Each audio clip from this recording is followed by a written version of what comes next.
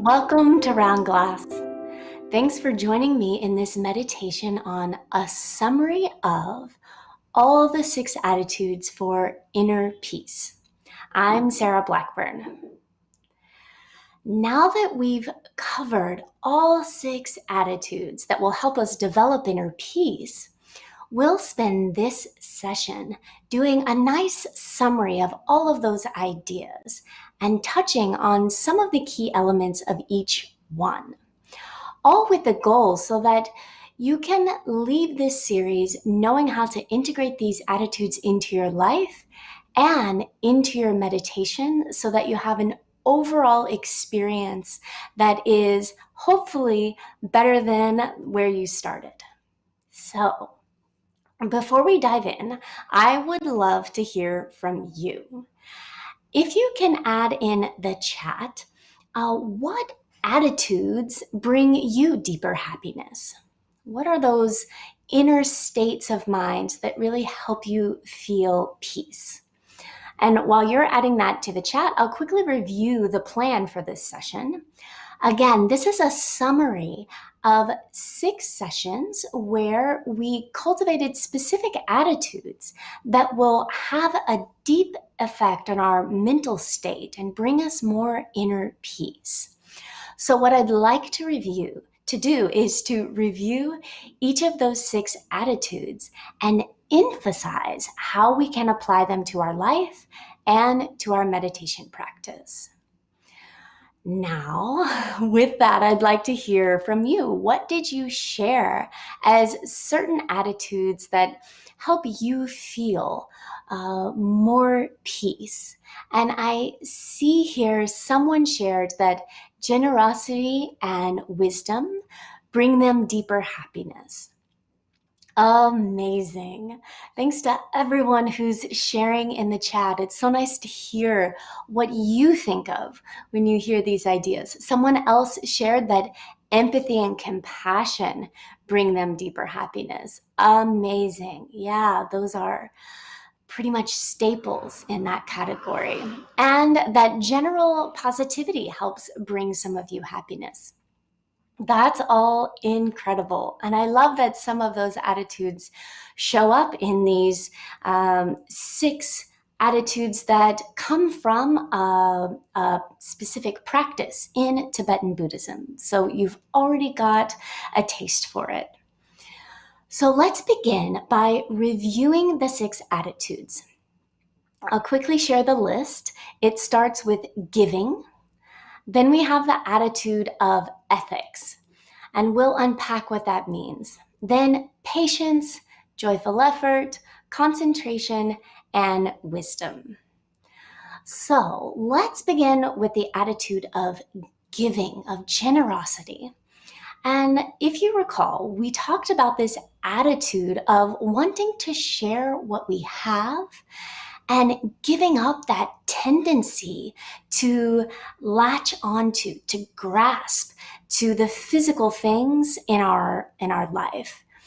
And the point of this as an inner attitude to cultivate is that it helps us understand that outside physical objects don't actually have the power to bring us happiness. And when we're able to incorporate that attitude into our life, it helps us not feel so upset when we lose things, when things break, or when we know we want to give, but there's something holding us back. This inner attitude will help us give with joy. And it also has an effect in our meditation in that we're able to create more space in the mind just by letting go of that list of things we're keeping track of. We're able to declutter the mind and have a better meditation. The second attitude was that attitude of ethics. And I wanted to unpack it because that tends to be a loaded word. But in this scenario, it simply means our core values. So getting clear on what we believe in and then aligning our actions with our personal values. When we do that in our life and know that the way we respond at work to family, to friends, and to all of the events that happen in life align with what we believe in, it allows our heart to relax. And then when we are more relaxed and clear that what we've done was the best we could with the information we had, our mind is more able to focus and stay still and peaceful. And then others will also be at rest in our presence. The third attitude is patience. And just a reminder, that was the idea to not get angry when we are provoked. And that's simply because when we're angry, it's impossible to be happy. And the way that can serve us in our life is that when the challenges come and someone really pushes our buttons, we're able to respond more clearly if we don't have that cloud of frustration and anger and hurt. And then by cultivating this attitude, our meditation becomes more pleasurable. We don't have anger nagging in the back of our mind. Then for joyful effort, that was this attitude of having joy in doing good things. And that translates into our daily lives by bringing an attitude of joy and happiness no matter what happens. So even in the face of the biggest obstacles, we're able to approach it with an idea of there's got to be something positive here and something I can learn. And when we get good at that in our meditation, we're able to continue to bring our mind back to what we've decided to think about, no matter how crazy it may feel while we're doing it. The fifth attitude is that of concentration and developing our meditation practice and our capacity to focus. When we're able to do that, we can get more things done that we care about in our life. And we're able to help others because our mind becomes this really powerful tool. And finally, the last attitude being that of wisdom, which simply is a code word for the idea that happiness is something that we create inside of ourselves. It's not outside of us. There's no fixed reality forcing us to feel happy or upset. And when we're able to grasp that based on all of the other 5 attitudes that we cultivate, our life begins to feel complete, and a sense of purpose is more clear, and we're able to use meditation as a tool to grow this deep wisdom within us and hopefully share it with others. So let's begin the meditation where we'll revisit these ideas in a slightly different way. Find a comfortable position and set yourself up to meditate for the next 12 or so minutes. Oftentimes that means sitting nice and straight if you're in a seated position, or being sure your spine is nice and long if you're lying down. If you're comfortable closing your eyes, you can go ahead and do that. If not, pick one spot in the room or the space where you are and just look at that one spot. Then begin to bring your awareness inward, letting the outer stimuli of sounds, physical sensations, and visual cues start to lose their grip and power,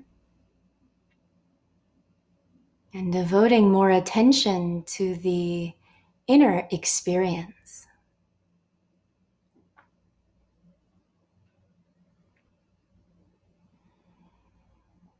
A nice way to transition is to begin to follow the breath as it enters and exits your body.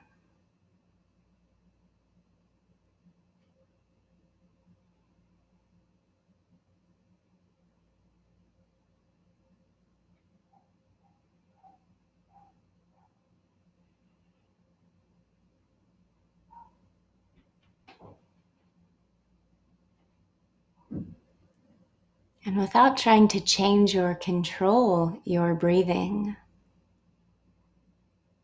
see if you can just make it the center of your attention and reassure anything else that wants to compete for your attention that you will deal with it at the end of the meditation.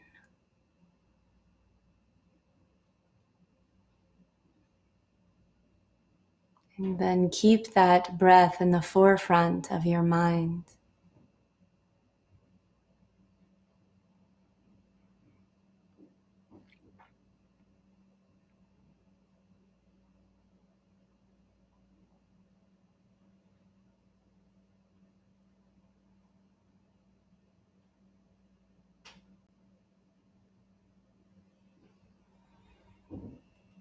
Now bring to mind the first attitude of giving.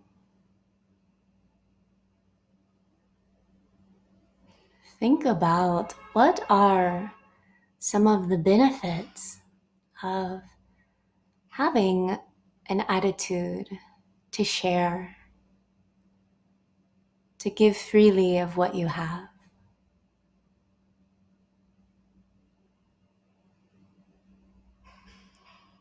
How could that be helpful for you and for others?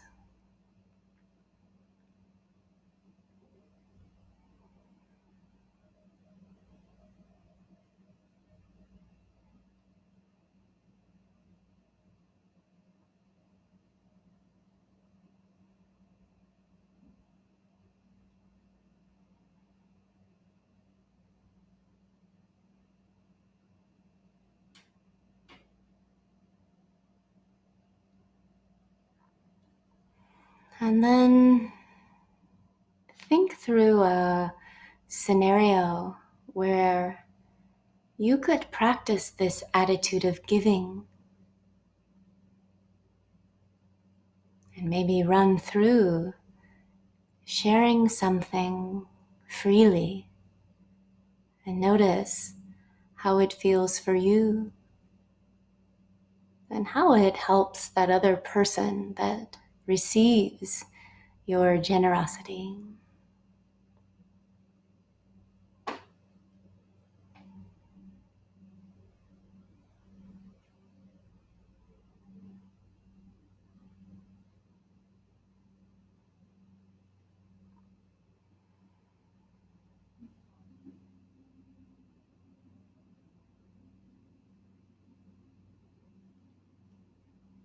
Then moving on to the attitude of ethics and keeping your core values.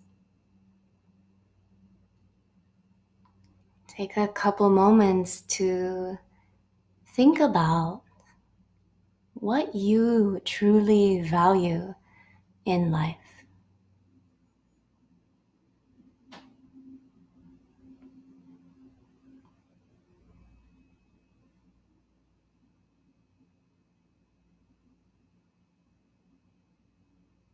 And then what are some of the ways of being that you see as honorable? Things like being trustworthy and honest, compassionate or intelligent. Think through a few of those characteristics that you associate to a strong sense of value and character.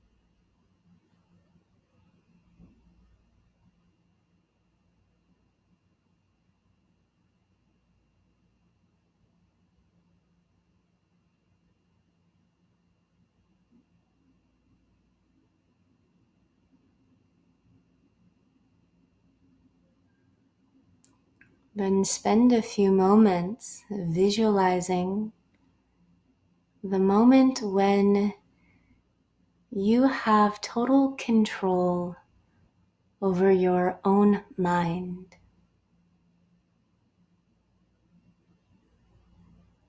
Picture a scenario where nothing can distract you.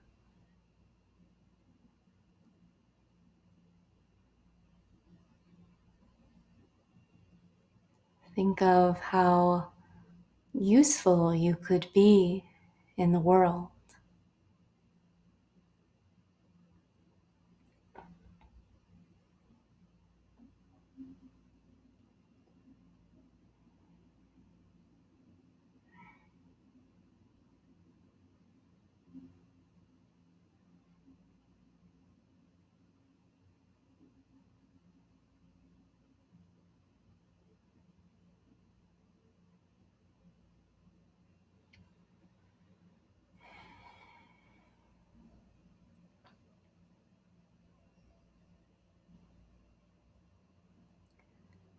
And finally, bring to mind that last inner attitude of wisdom.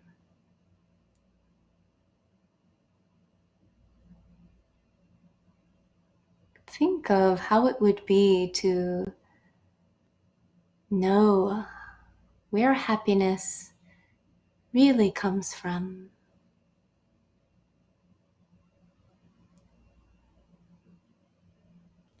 What would be the benefits of understanding your own mind, knowing perfectly how to be happy for yourself and how to help others to find their own happiness?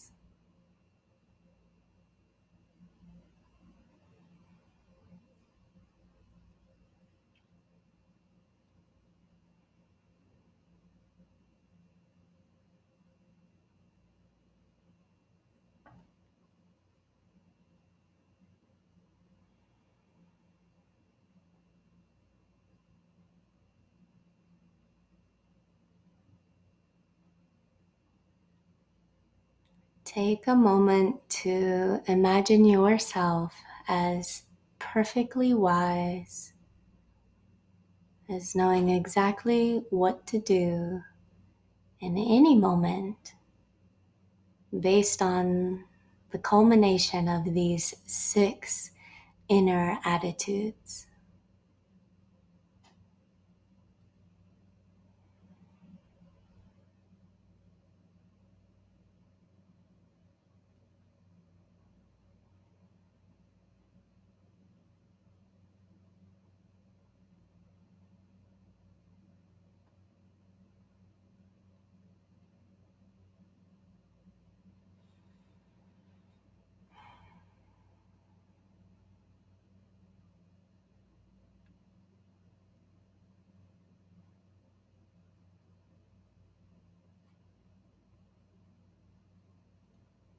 Now begin to bring your attention back to the present moment.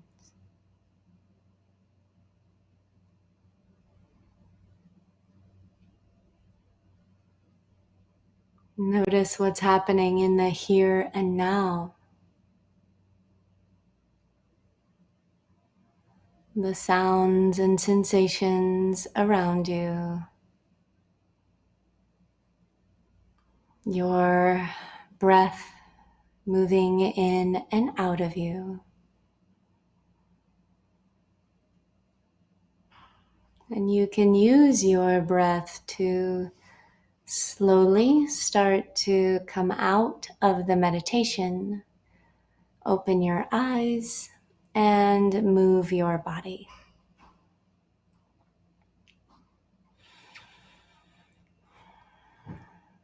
All right, so now that we've taken the time to think through these 6 attitudes and meditate on them, I hope you'll find a way to bring it into your daily life and get something meaningful out of it.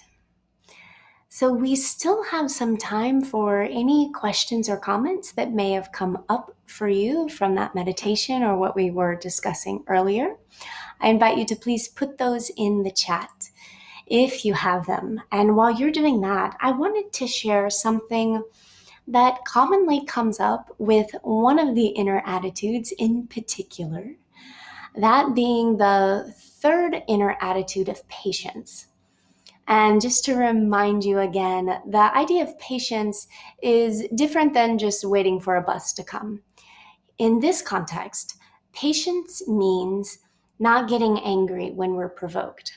And I wanted to clarify what that means and why it might be worthwhile, because oftentimes, I know for me when I first heard it, it sounds like just repressing anger and having it turn into resentment, like a festering rage that we just pretend not to feel. And I want to highlight that in this sense, it's actually not repressing anger. In fact, it's a completely different tactic. It's another analogy is like thinking of that feeling we have when we want something really sweet to eat, like sugar. And then, it's like, oh, well, I just have to stay away from sugar or suppress my desire to have that. And in this case, that's not what we're doing. What we're saying is that anger and that rush of emotion that will arise in us 95% of the time creates a lot of problems for ourselves and others. There's always a gray area, but oftentimes the movement behind that rush of anger tends to be harmful for ourselves and others. And so in this attitude, what we're doing is saying, first noticing that anger, and then recognizing that when we act from that place, the potential for harm towards others and ourselves is something we want to avoid. And so instead of acting from that place, that we have options. The first is to step away and wait until the feeling has subsided. And then the second is to realize that that we are in charge of our own emotions, and that ultimately others don't have the power to make us feel a certain way. If they did, we would always have to feel anger when we were provoked, or we could ultimately feel happy when others wanted us to feel that. So it's pointing us in the direction of recognizing that we are in charge of our inner emotions, and we can, with training, learn how to respond in a way that we choose, as opposed to a way that we're forced because of the charge of anger. So I hope that helps clarify a little bit. And I want to also address an awesome question that someone shared in the chat, which is there a significance to the order of the attitudes? And the answer is yes. That's amazing that you noticed. They actually build on one on the other. So they say that when we get really good at the act of giving and sharing what we have and letting go of the idea that some outside thing could make us happy, the natural thing to do that comes next is getting really clear on what we want to give, how we want to give, and why we're giving it. It feeds into our core values. And it's a really fascinating way to study these ideas when you start to look for the correlations between each of them. So the short answer is yes, they do build upon each other.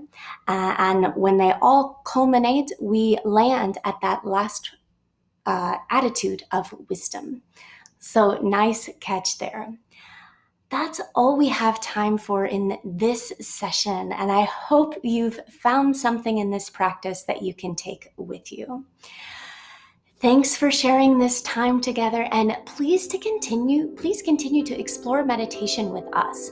You can check out our daily live meditations at round.mindfulness. glass or on our app. And I look forward to seeing you the next time. Thanks.